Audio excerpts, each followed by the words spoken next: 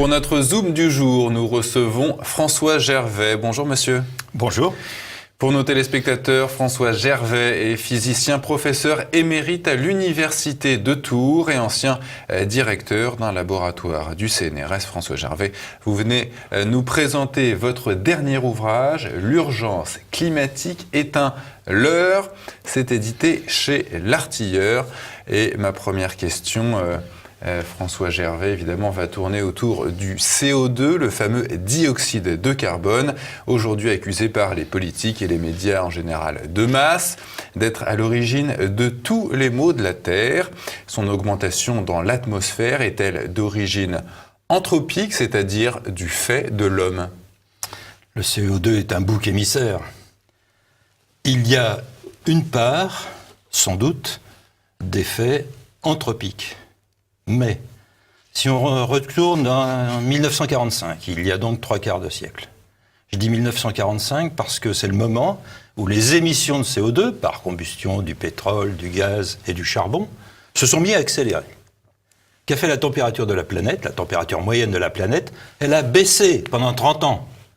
Donc, oui, il y a sans doute un effet anthropique, mais ce n'est pas l'effet majoritaire, puisque la température baissait quand les émissions de CO2 qu'on accuse de réchauffer augmentaient.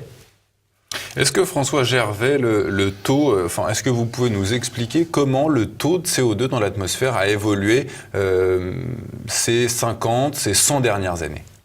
Alors, si on reporte donc la température moyenne de la planète depuis 1880, donc depuis presque 140 ans, on observe d'abord une baisse de la température.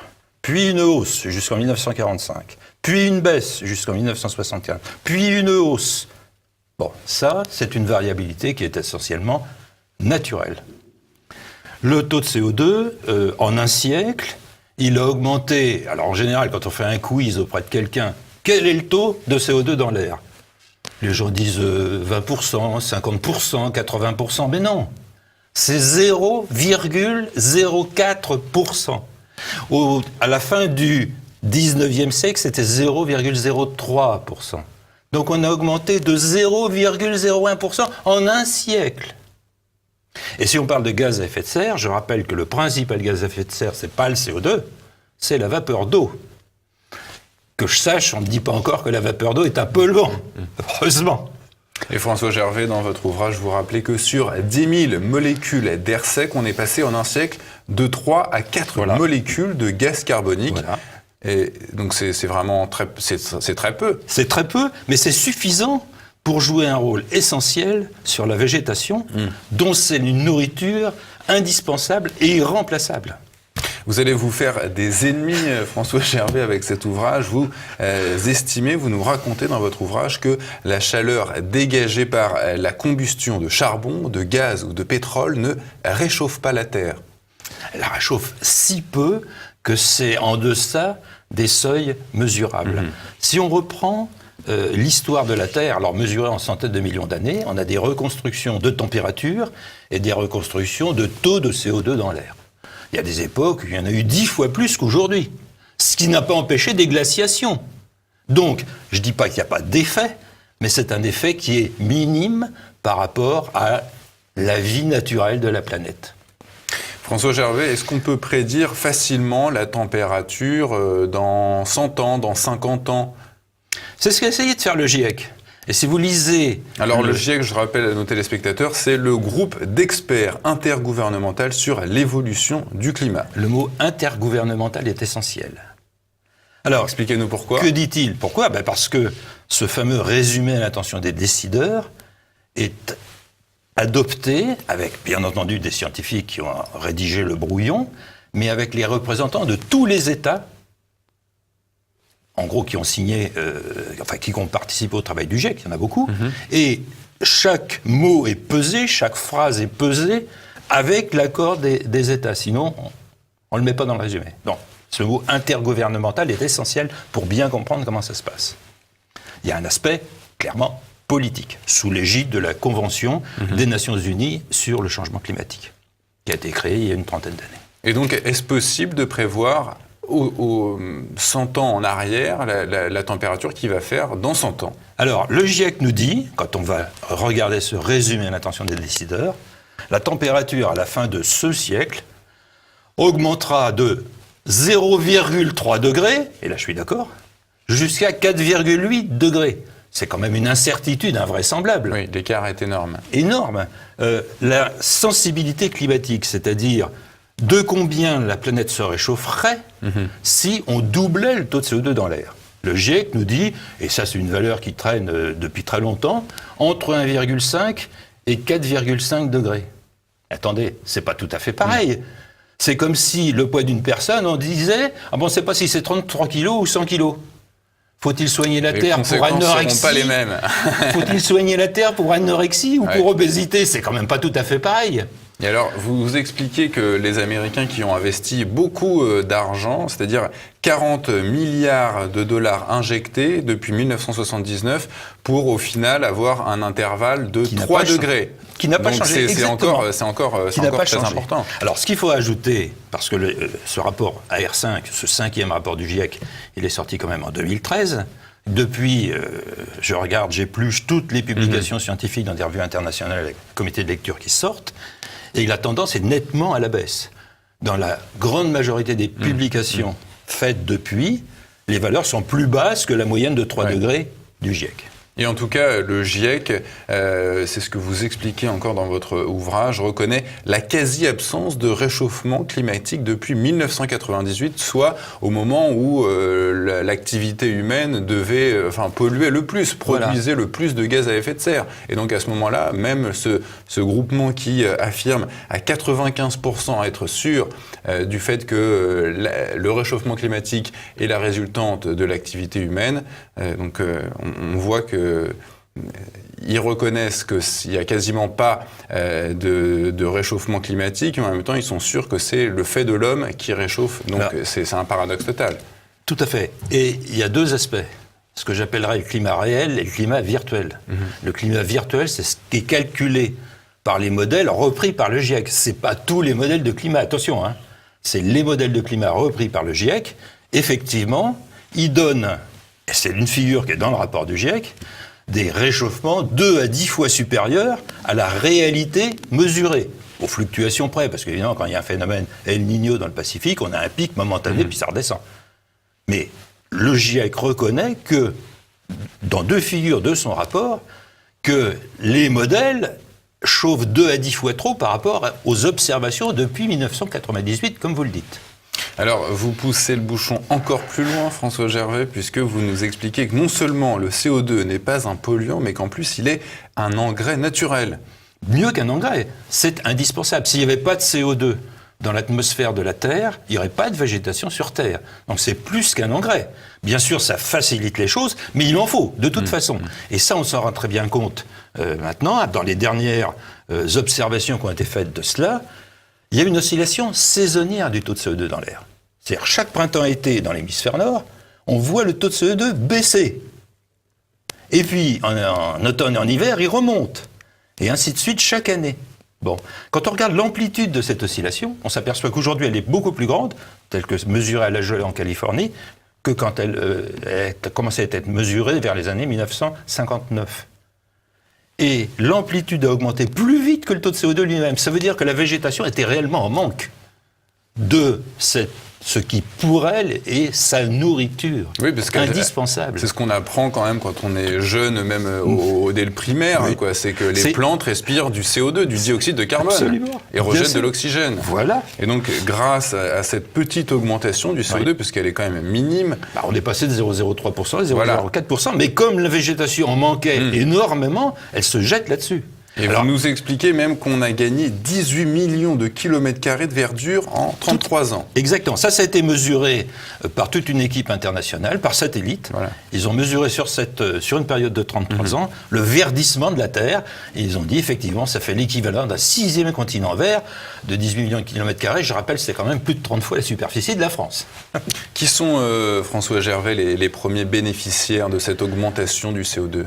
Tous ceux pour qui, bien évidemment, la nourriture est le premier poste de dépense. C'est-à-dire les gens les plus démunis de la planète. C'est Le bénéfice, c'est d'abord pour eux, bien sûr. On peut le chiffrer à peu près 1 milliard de personnes, oui.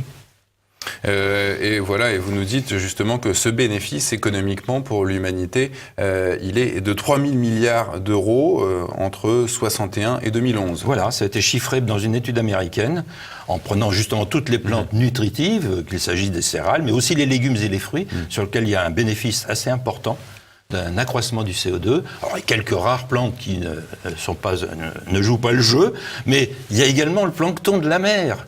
Et donc, on augmente, qui a explosé, vous nous expliquez. Qui augmente donc la nourriture de toutes, pour les poissons, de tous les poissons, les mammifères marins. Donc tout ça, c'est un vrai bénéfice. Ça a été chiffré à 3 000 milliards d'euros, mais ça continue, bien sûr.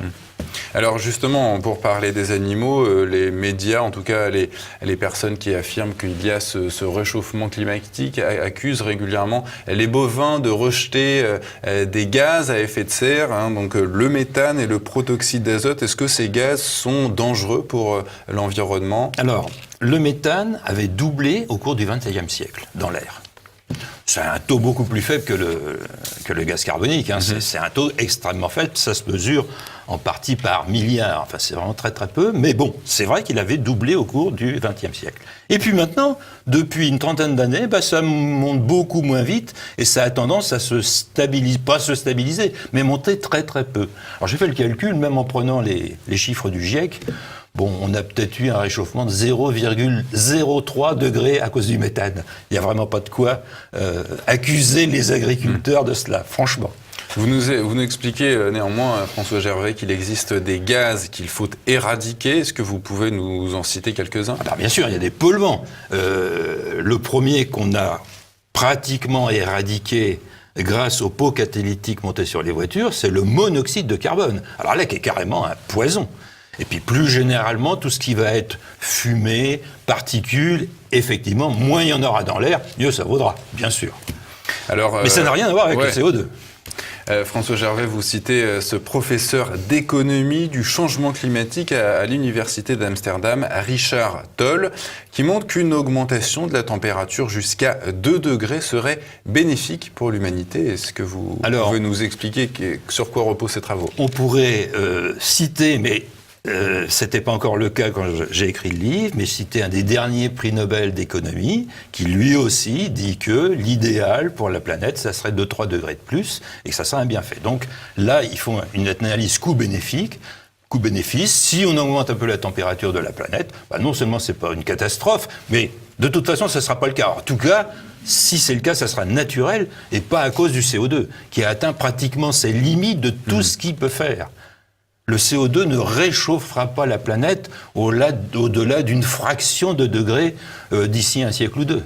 De toute façon. Alors, on nous explique souvent dans les médias que ce risque de réchauffement planétaire risque d'entraîner une hausse du niveau des océans et donc risque de en tout cas, de faire expulser tous ces gens qui sont sur des îles ou alors sur des territoires assez plats en mer. Alors, à l'heure actuelle, la hausse moyenne du niveau des océans mesurée par les marégraphes. Il y en a 2000 sur toutes les côtes, les îles. Les marégraphes, si on en prend la moyenne, on trouve une hausse de 1 mm par an. 1 mm par an d'ici la fin du siècle, ça va faire 8 cm. Est-ce que c'est une catastrophe ? Je crois que quand il y a des marées, l'amplitude est de toute façon beaucoup plus grande. Et entre les petites marées et les grandes marées, on sait s'en prémunir. Donc, même si on prend, à l'heure actuelle mesurée par satellite, c'est 3 mm. Ça ferait 30 cm. Bon, même pas 25 cm, puisqu'on est déjà en 2018, d'ici la fin du siècle. Mais c'est moins que rien. Vous nous expliquez qu'il y a même certains territoires qui se sont agrandis. Ah oui, exactement. C'est ce qu'on constate. Il y a des îles qui, au contraire de se noyer, au contraire, ont augmenté de surface. Bon, là où on avait dit que c'était catastrophique. Mais est-ce que si on considère qu'il y a un réel réchauffement climatique, ce qui n'est pas votre thèse, est-ce qu'on peut se dire que ce réchauffement de l'air peut réchauffer les océans ? Sur le principe, une fois l'ensemble des températures équilibrées, mais ce qui prendra sur la Terre plusieurs siècles, bien sûr, il y a une influence mutuelle. Mais je propose la petite expérience suivante. Remplissez une baignoire d'eau froide et essayez de la réchauffer avec un sèche-cheveux, ce qui est beaucoup plus chaud que l'air aujourd'hui, hein. Eh bien, on en reparle. Hein. Ouais. Le soleil peut réchauffer les océans, mais l'atmosphère, non. Beaucoup moins. Pas suffisamment. En revanche, les océans, si eux se réchauffent, ils vont réchauffer l'air, bien sûr. Mais là, en sens inverse, c'est pas du tout évident. Essayez avec un sèche-cheveux, vous verrez. On a énormément de mal à chauffer l'eau d'une baignoire.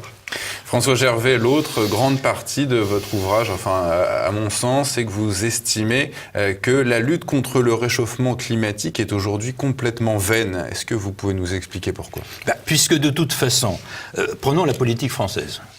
Au hasard, hein, la France a réduit de 20% ses émissions de CO2. Bon, qu'est-ce que ça a fait ?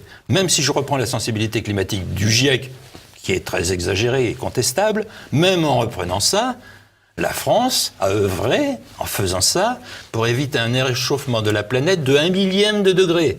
Autrement dit, on a des lois dont l'impact n'est même pas mesurable. À quoi bon ? Oui, et à l'heure en plus où on demande aux Français de payer plus cher pour faire un plein d'essence, donc il faudrait, je crois, c'est ce que vous dites, 16 milliards d'euros par jour. C'est ce que dit la Banque mondiale. À l'échelle planétaire, dépensés pour tenter de réduire ce réchauffement climatique. Disent-ils, mais en réalité, ça ne ferait que grever la dette souveraine mondiale, de la multiplier par 2,5.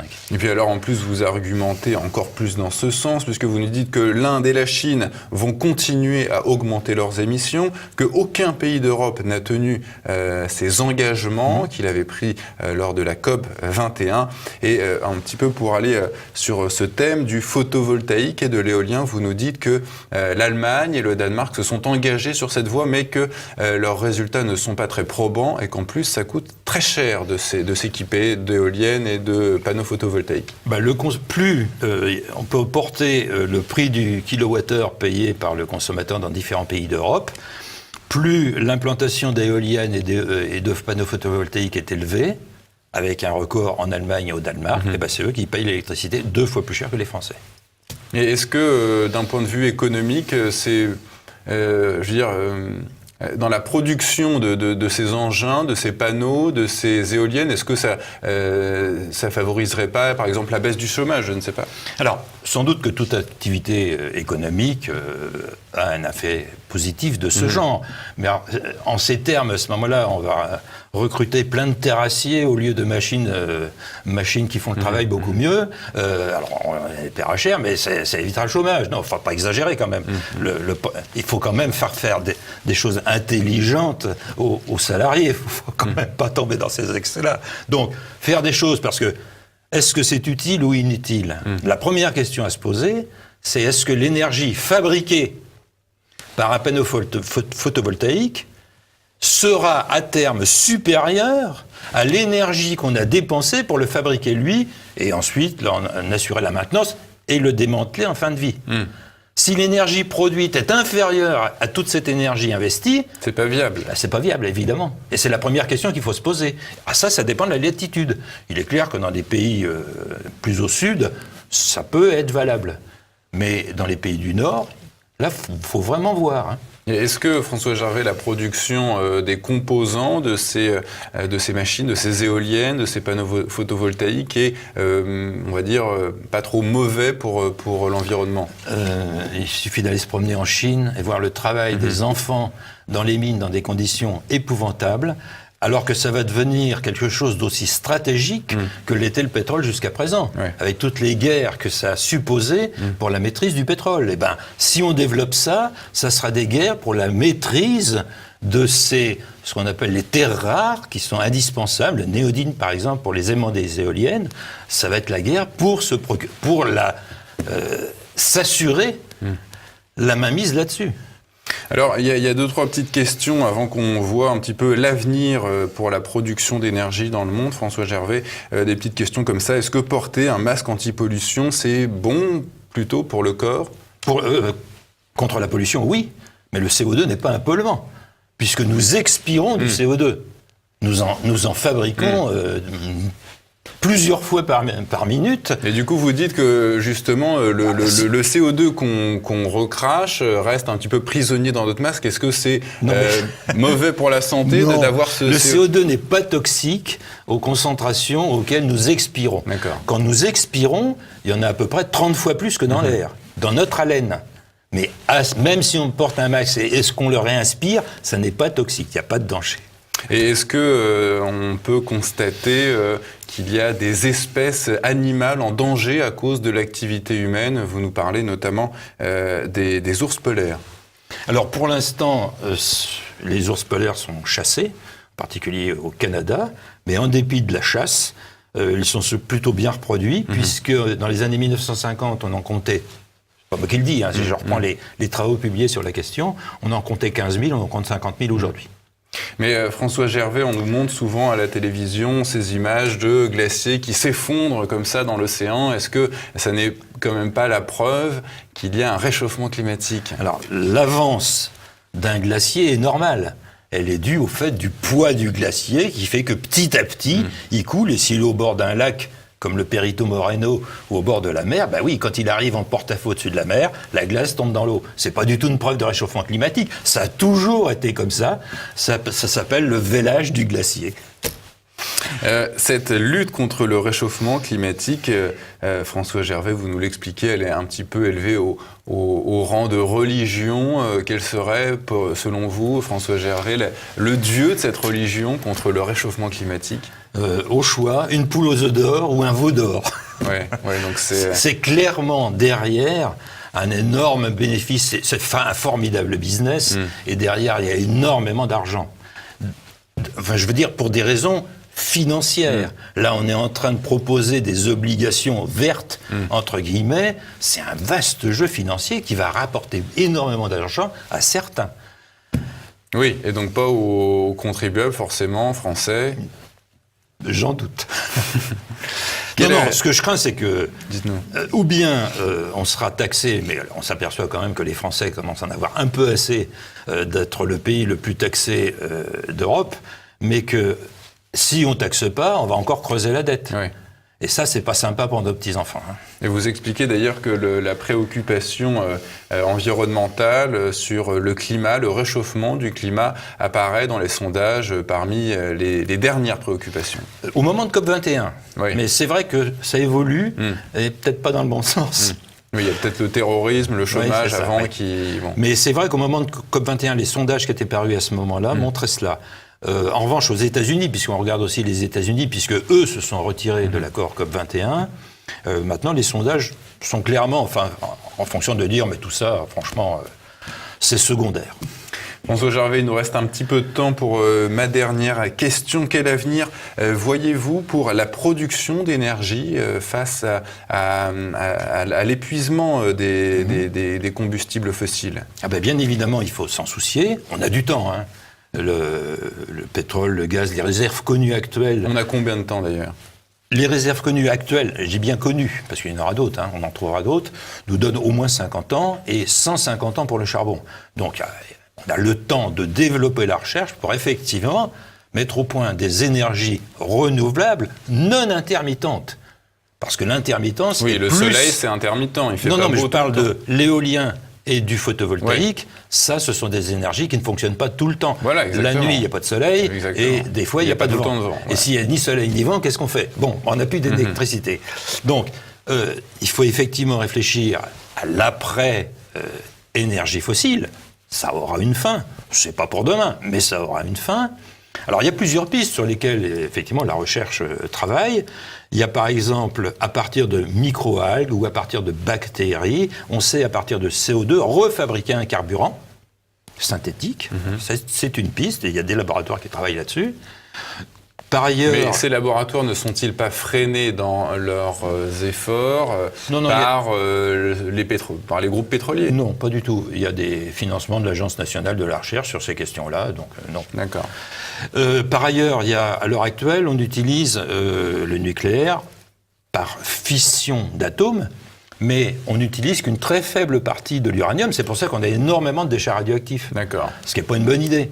Mais si, avec le nucléaire dit de 4e génération, à ce moment-là, on va consommer tout l'uranium, mieux encore du thorium, et là, on a une ressource qui se régénère, et on a du combustible pour 3000 ans.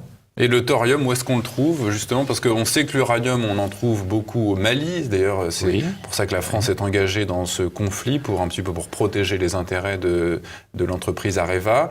Où se trouvent les sites de thorium? Je ne l'ai pas franchement en tête, je ne peux pas vous répondre précisément sur cette question-là, mais il y en a. Est-ce que vous pensez que le changement de combustible puisse amener à de nouvelles guerres, ou en tout cas à de nouveaux intérêts géostratégiques dans les 50 ans? C'est toujours un risque, c'est la raison pour laquelle il faut aussi regarder de très près la fusion thermonucléaire contrôlée. Il y a le grand réacteur ITER qui est en construction dans le sud de la France. C'est un projet mondial avec plein de pays qui participent. Là, on sait que ça va marcher, mais ce qu'on ne sait pas, c'est quel sera le coût de l'électricité qui sera produite par cela. Parce que là, le problème de la ressource disparaît totalement. La ressource, c'est l'hydrogène. Et il y en a partout sur la Terre. Écoutez, François Gervais, merci d'être venu sur notre plateau. Je vous rappelle le titre de votre ouvrage, L'urgence climatique est un leurre. C'est édité chez L'Artilleur. Je rappelle, j'informe nos téléspectateurs que chaque chapitre est abondamment sourcé, que c'est un travail de scientifique, hein, on peut le reconnaître. Oui. Voilà, donc c'est du sérieux. Merci François Gervais d'être venu sur notre plateau. Merci à vous.